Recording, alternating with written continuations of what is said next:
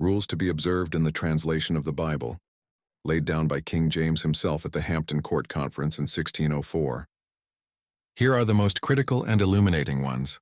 1. The basis. The Bishop's Bible, 1568, was to be used as the primary guide and as little altered as the truth of the original will permit.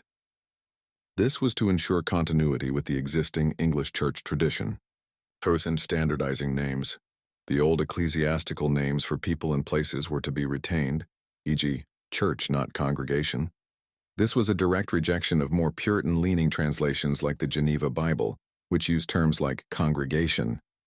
The marginal notes, a hugely important rule. The translators were instructed to only use marginal notes for necessary explanations of Hebrew or Greek words. They were explicitly forbidden from adding doctrinal or polemical notes, a common feature of the Geneva Bible that James despised, as they often questioned the authority of kings. First, cross-referencing. They were to place cross-references to other scriptures in the margin. The committee system, the translation companies.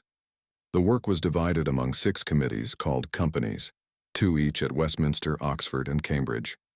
Each company worked on a specific section, a review process.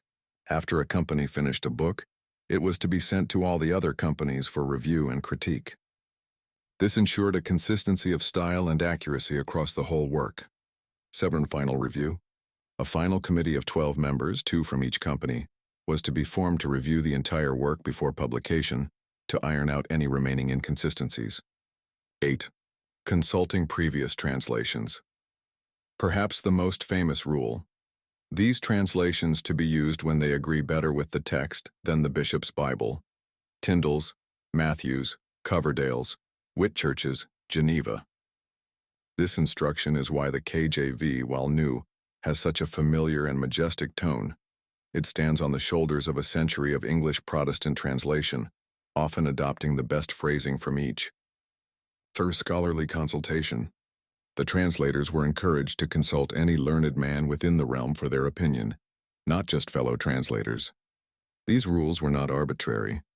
They were a brilliant political and theological strategy by King James to create a translation that would unify the church, uphold royal authority, by removing the Geneva Bible's seditious notes, ensure scholarly rigor, create a liturgical masterpiece.